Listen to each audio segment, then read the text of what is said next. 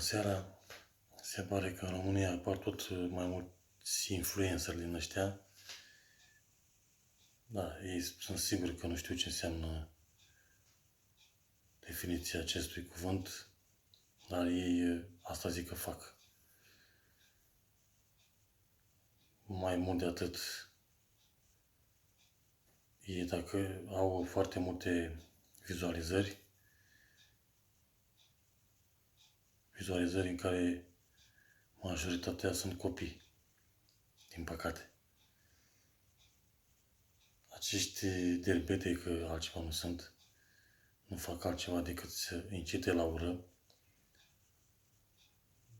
la viol. Se știe despre cine vorbesc.